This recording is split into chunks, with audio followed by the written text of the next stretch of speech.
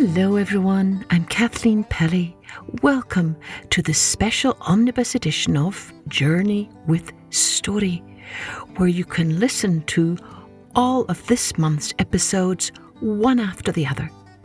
And just so you know, there will be no special intro for the individual stories, no added details and no shout-outs. If you want to hear all of those, then you'll need to listen to the individual episodes and not this version. Got it? Oh, mums, dads, grown-ups, you can download some free colouring sheets at our website, www.journeywithstory.com. Let's take an omnibus journey with story.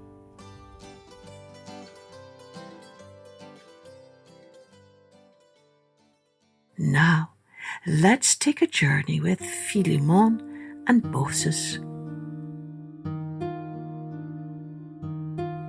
Long ago, on a high hill in Greece, lived Philemon and Baucis. They were poor but never unhappy. They had many hives of bees from which they gathered honey, and many vines from which they collected grapes. One old cow gave them all the milk that they could use, and they had a little field in which they grew some grain. The old couple had as much as they needed, and were always ready to share whatever they had with anyone in want. No stranger was ever turned away from their door. At the foot of the hill lay a beautiful village with long winding roads and rich pasture lands all around. But it was full of wicked, selfish people who had no love in their hearts and thought of only themselves. At the time of this story, the people in the village were very busy because Zeus, whom they believed ruled the world, had sent word that he was about to visit them. They were cooking a great feast and making everything beautiful for his coming. One evening, just at dark, 2 beggars came into the valley. They stopped at every house and asked for food and a place to sleep, but the people were too busy or too tired to offer them anything. They were thinking only of the coming of Zeus. With aching feet and empty stomachs, the 2 beggars came at last to the hut of Philemon and Baucis. These good people had eaten very little that day, as they were saving their best food for Zeus. When they saw the beggars, Philemon said, "Surely these men need food more than Zeus. They look almost starved." "Oh, indeed they do," said Baucis, and she ran quickly to fix supper for the men. She spread her best white cloth upon the table and fixed bacon, herbs, honey, grapes, bread and milk. She set these upon the table in all the best dishes she had and called the strangers in. Then a most amazing thing happened. The dishes that the strangers touched turned to gold. The pitcher was never empty, although they drank glass after glass of milk. The loaf of bread stayed always the same size, even although the strangers cut slice after slice. "These are very strange travellers," whispered the old couple to each other. "See what wonderful things they can do." That night, Philemon and Baucis slept upon the floor so that the beggars might have their own bed. In the morning, they went with the travellers to the foot of the hill to see them safely started on their way. "Now, good people," said one of the strangers, "we thank you, and whatever you wish shall be yours." As he said this, his face became bright and shining, like that of the sun, and at once Philemon and Baucis knew this was Zeus himself who had spoken to them. Together they cried out, "Please, Zeus, we ask that neither of us shall outlive the other. We never want to be separated. "Your wish is granted," said Zeus. "Go to your home now and be happy, for many other delights await you." Philemon and Baucis walked home, and to their amazement they discovered their hut had been changed into a beautiful castle. For many years they lived here and continued to spend their time helping others and never thinking of themselves. As the years went by, the couple grew very old and feeble. One day, Baucis said to Philemon, "Oh, I wish we might never die, but could always live together." "Ah, that is my wish too," sighed old Philemon. The next morning, the palace was gone. Baucis and Philemon were gone.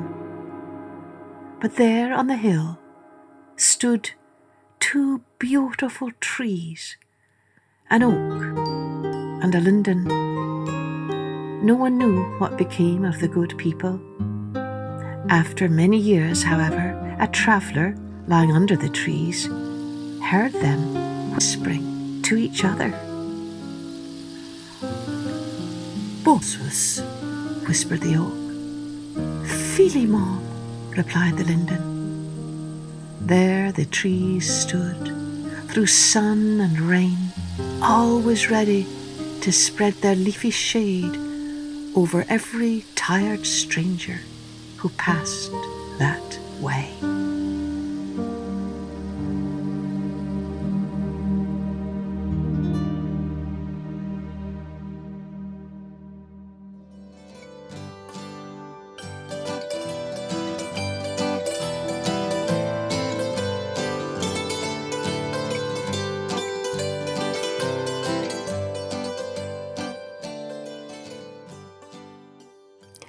Let's take a journey with the Bookery.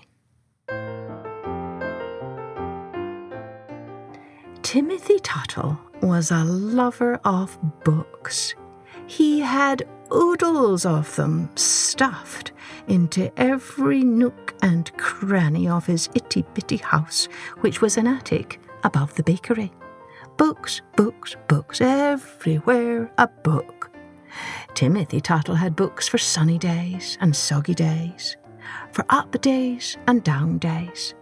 He had books for everyone and anyone, for fusspots and worrywarts, for bossy boots and know-it-alls, for dreamers and doers.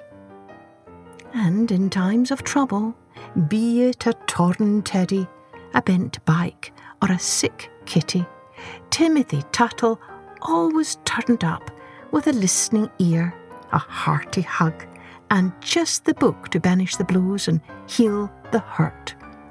But whenever he popped into the baker's below to lend a book, Mr. Cameron only tisked and tutted and shooed him away.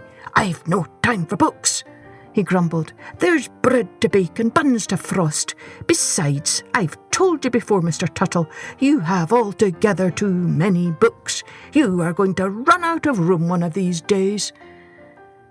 Timothy Tuttle only chuckled. No, no, no, he insisted. "Books are like friends. There will always be room for another." And when one dreadful day Timothy Tuttle did run out of room for his beloved books, he simply shrugged and said, "Oh dear, now I will just have to find some more unusual spots for my books." And that is just what he did. He crammed a bundle into the empty oven. He wedged some in between the stairs. He squirreled a few into socks and slippers and shoes. He buried others in bread baskets and flower pots. He even built a turret of books by the window and a tunnel of books in the hall. And now the only place left for him to read was perched atop a mound of books in the bathtub.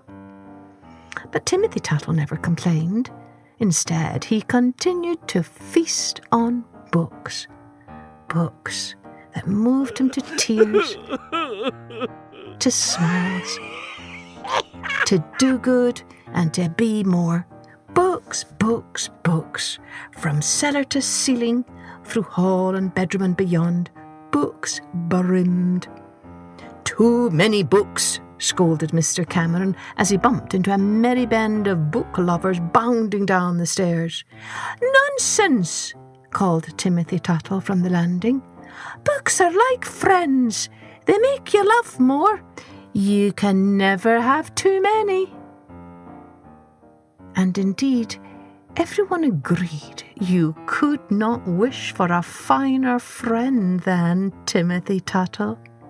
When little Lucinda Brennan was in the hospital with a spot of tummy trouble, Timothy Tuttle trundled off to give her a wheelbarrow full of books tied up in a ribbon.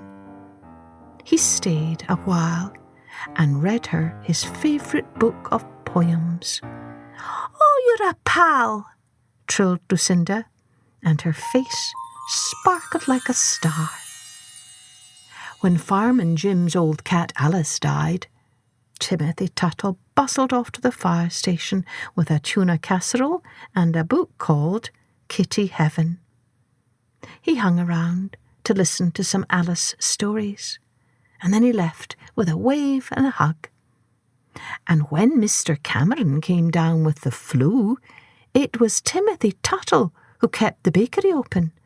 But how will you manage?" sputtered Mr. Cameron.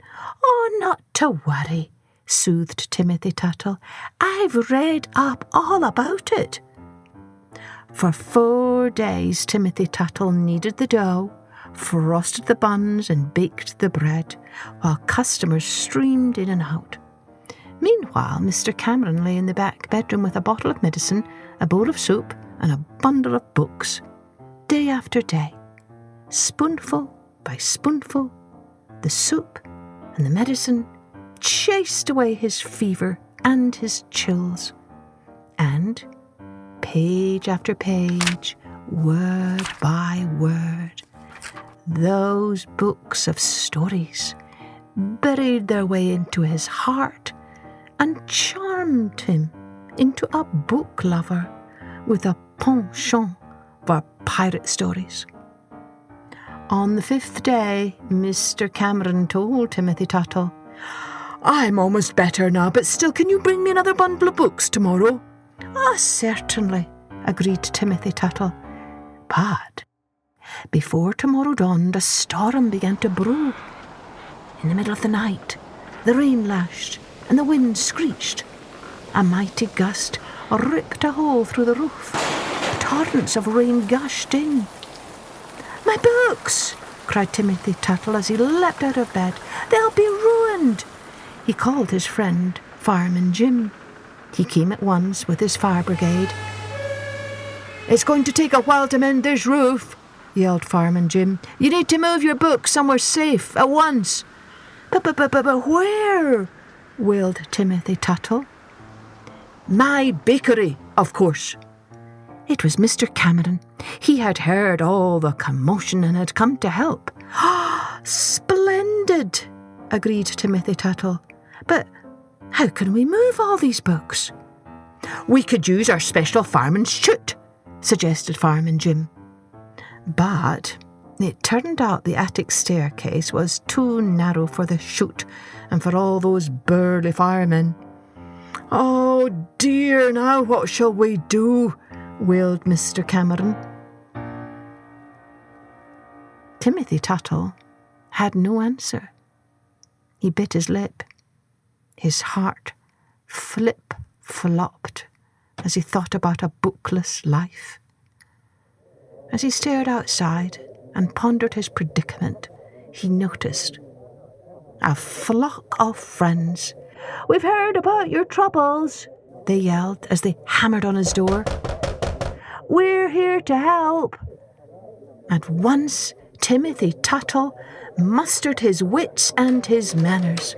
"In you come," he cried. "Now, make a chain," he ordered. "A human chain. We can move the books hand to hand." And that is just what they did.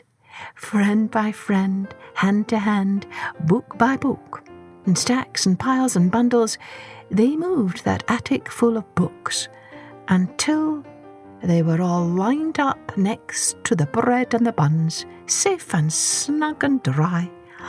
"Thank you, my friends," cried Timothy Tuttle, amidst a flurry of cheers and tears. Until his roof was mended, Timothy Tuttle stayed with Mr. Cameron in the bakery. Then he returned to his attic with a pile of his favourite books, but the rest remained at the bakery. As it turned out, Mr. Cameron liked having a bounty of books in his store. "It's good for business," he declared.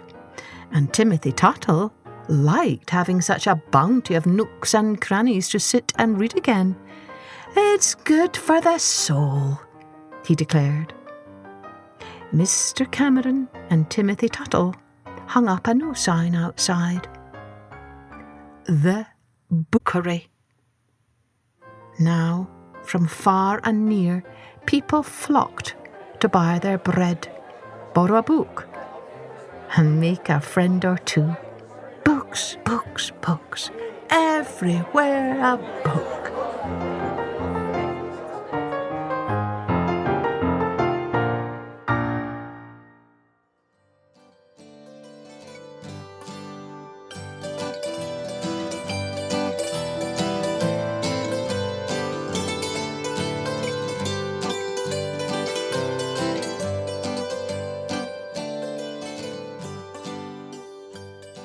Now, let's take a journey with the Lion and the Gnat.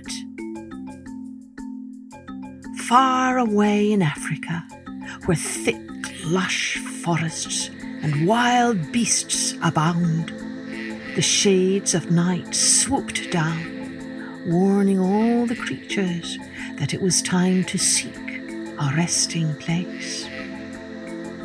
All day long, the sun had been like a great burning eye, but now, after painting the western sky crimson and scarlet and gold, he had disappeared into his fleecy bed.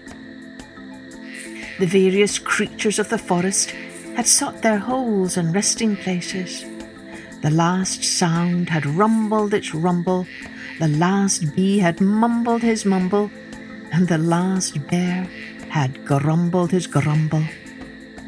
Even the grasshoppers that had been chirruping through all the long hours without a pause, at length had ceased their shrill music, tucked up their long legs, and settled into a deep sleep.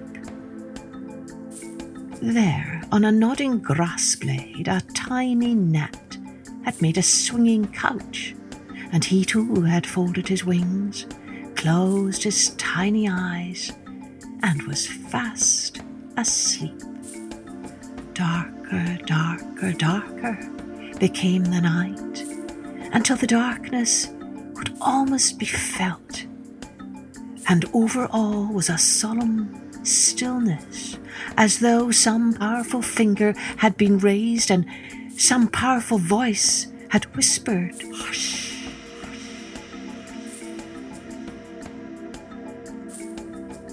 Just when all was perfectly still, there came suddenly from the faraway depths of the forest, like the roll of thunder, a mighty roar. In a moment all the beasts and birds were wide awake, and the poor little gnat was nearly frightened out of his little senses, and his little heart went pit-a-pat. He rubbed his tiny eyes with his feelers and then peered all around, trying to see through the deep gloom as he whispered in terror, "What was that?" What do you think it was? Yes, a lion. A great big lion who, while most other creatures of the forest slept, was out hunting for prey. He came rushing and crashing through the thick undergrowth of the forest, swirling his long tail and opening wide his great jaws, and as he rushed, he roared. Presently, he reached the spot where the little gnat hung, panting at the tip of the waving grass blade. Now, the little gnat was not afraid of lines, so when he saw it was only a line, he cried out, "Hey, stop, stop! What are you making that horrible noise about?" The line stopped short, then backed slowly and regarded the gnat with scorn. "Why, you tiny little mean insignificant creature, you! How dare you speak to me?" he raged. "How dared I speak to you?" repeated the gnat quietly. "By the virtue of right, which is always greater than might. Why don't you keep to your own part of the forest? What right have you to be here disturbing folks at this time of night?" By a mighty effort, the lion restrained his anger. He knew that to obtain mastery over others, one must be master over oneself. "What right?" he repeated in dignified tones. "Because I am king of the forest. That's why. I can do no wrong, for all the other creatures of the forest are afraid of me. I do what I please. I say what I please. I eat whom I please. I go where I please, simply because I am king of the forest." "But who told you were the king?" demanded the gnat. "Just answer me that." "Who told me?" roared the lion. "Why, everyone acknowledges it. Don't I tell you that everyone is afraid of me?" "Indeed," cried the gnat disdainfully. "Pray don't say all, for I am not afraid of you, and further I deny your right to be king." This was too much for the lion. He now worked himself into a perfect fury. You deny my right as king?" "I do, and what is more, you shall never be king until you have fought and conquered me." The lion laughed, a great lion laugh. And a lion laugh cannot be laughed at like a cat laugh, as everyone ought to know. "Fight? Did you say fight?" he asked. "Whoever heard of a lion fighting a gnat? Here, out of my way, you atom of nothing. I'll blow you to the other end of the world." But though the lion puffed his cheeks until they were like great bellows, and then blew with all his might, he could not disturb the little gnat's hold on the swaying grass blade. "You'll blow all your whiskers away if you are not careful," said the gnat with a laugh. "But you won't move me, and if you dare leave this spot without fighting me, I'll tell all the beasts of the forest that you are afraid of me, and they'll make me king." "Ho ho!" roared the lion. "Very well. Since you will fight, let it be so. You agree to the conditions, then? The one who conquers shall be king?" "Oh, certainly," laughed the lion, for he expected an easy victory. "Are you ready?" "Quite ready." "Then go!" roared the lion. And with that, he sprang forward with open jaws, thinking he could easily swallow 1,000,000 gnats.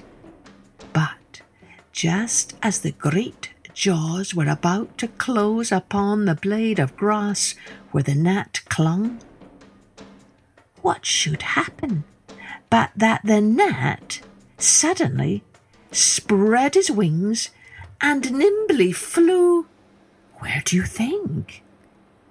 Right into one of the lion's nostrils. And there he began to sting, sting, sting. The lion wondered and thundered and blundered, but the gnat went on stinging. He foamed and he moaned and he groaned. Still the gnat went on stinging. He rubbed his head on the ground in agony. He swirled his tail in furious passion. He roared. He spluttered. He sniffed. He snuffed. And still the gnat went on stinging. "Oh, my poor nose! My nose! My nose!" The lion began to moan. "Come down, come down, come down! My nose, my nose, my nose! You're king of the forest! You're king, only come down, my nose!" So at last the gnat flew out from the lion's nostril and went back to his waving grass blade, while the lion slunk away into the depths of the forest with his tail between his legs, beaten, and by a tiny gnat. "What a fine fellow I am, to be sure!" exclaimed the gnat as he proudly plumed his wings. "I've beaten a lion! A lion! Dear me, I ought to have been king long ago. I'm so clever, so big, so strong. Oh!" The gnat's frightened cry was caused by finding himself entangled in some silky sort of threads. While gloating over his victory, the wind had risen, and his grass blade had swayed violently to and fro unnoticed by him. A stronger gust than usual had bent the blade downward, close to the ground, and then something caught it and held it fast, and with it the victorious gnat. Oh, the desperate struggles he made to get free. Alas, he became more entangled than ever. Can you guess what it was? Yes, a spider's web hung out from the overhanging branch of a tree. Then flipperty flopperty flipperty flopperty flop, flip flop. Down his stairs came running Father Spider and quickly gobbled up the little gnat for his supper. And that was the end of him. A strong lion, and what overcame him? A gnat. A clever gnat, and what overcame him? A spider's web. He who had beaten the strong lion had been overcome by the subtle snare of a spider's threat.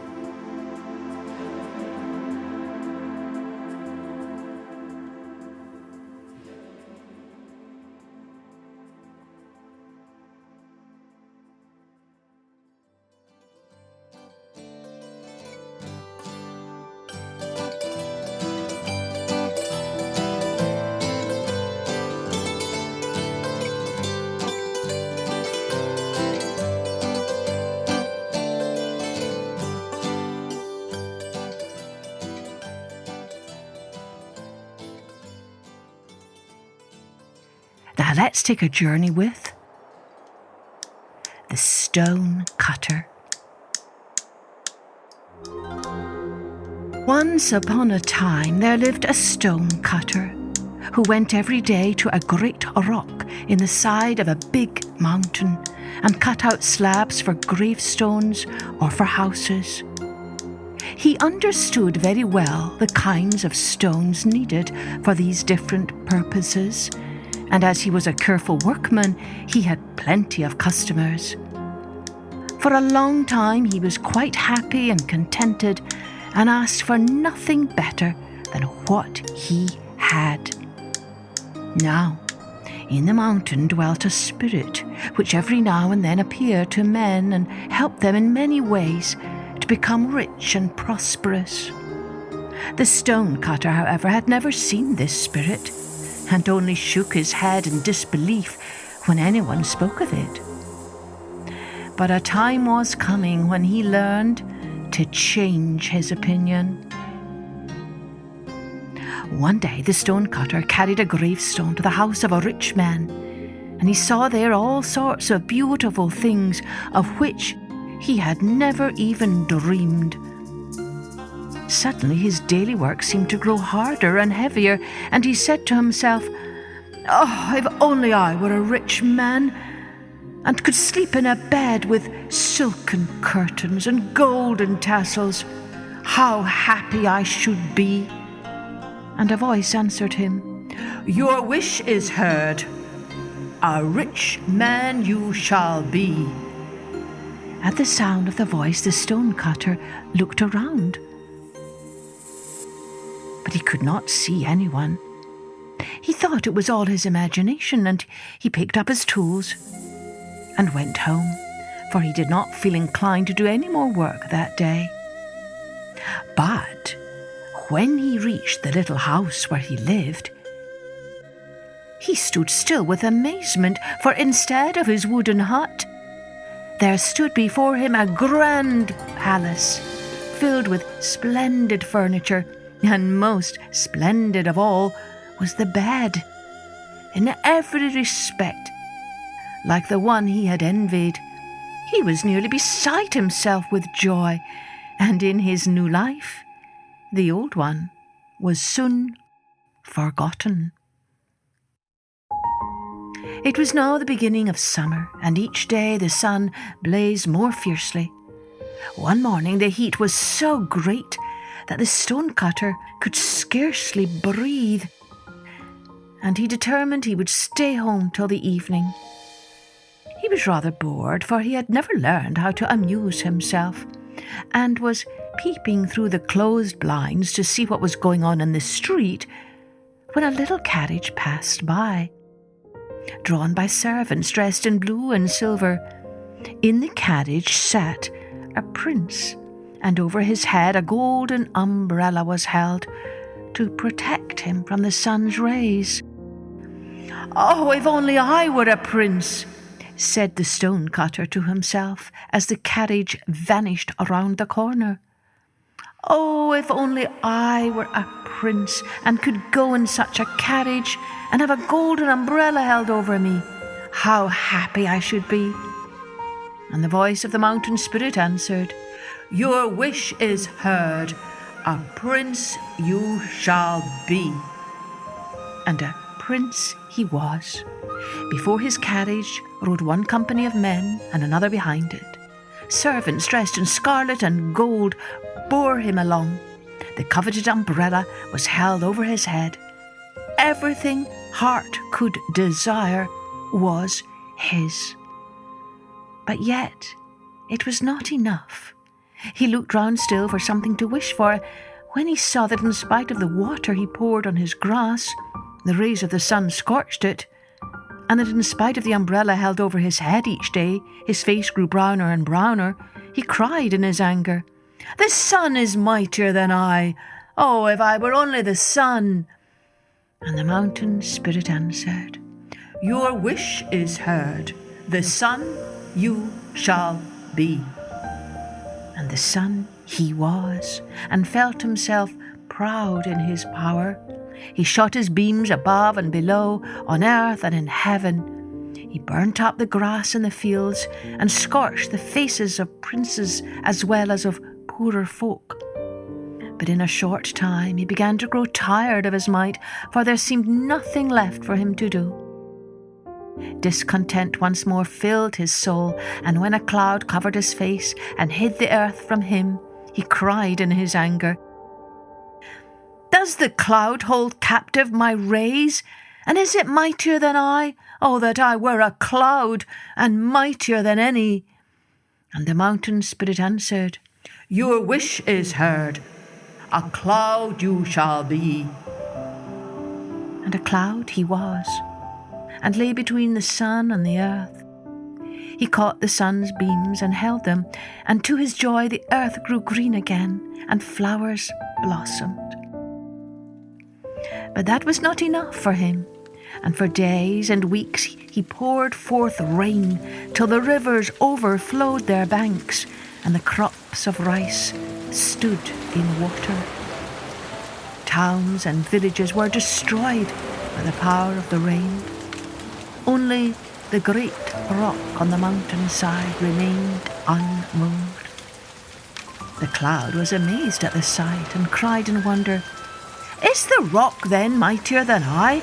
Oh, if only I were the rock!" And the mountain spirit answered, "Your wish is heard. The rock you shall be." And the rock he was, and gloried in his power. Proudly he stood, and neither the heat of the sun nor the force of the rain could move him. "This is better than all," he said to himself. But one day he heard a strange noise at his feet, and when he looked down to see what it could be, he saw a stone cutter driving tools into his surface. Even while he looked, a trembling feeling ran all through him, and a great block broke off and fell upon the ground. Then he cried in his wrath, "Is a mere child of earth mightier than rock? Oh, if I were only a man!" And the mountain spirit answered, "Your wish is heard.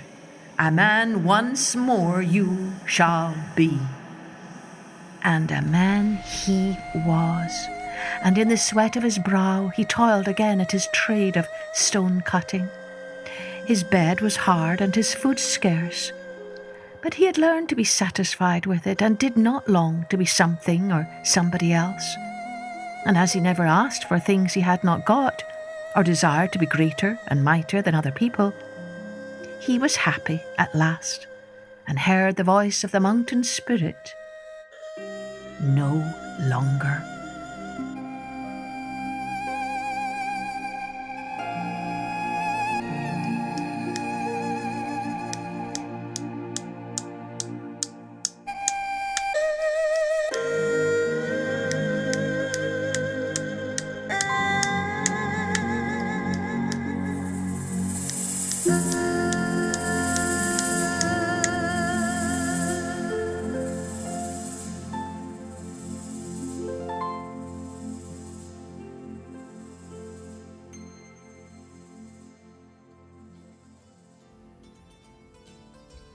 I hope you enjoyed all of our stories for this month. And if you subscribe to our Patreon page, you can enjoy even more perks and resources. Here's to stories aplenty that fill our hearts with grace and goodness, hope and light, so that we remember, as my favourite poet says, "All shall be well, all shall be well, and all manner of things shall be well." Be well, my friends, be well, and join me next time for Journey with Story.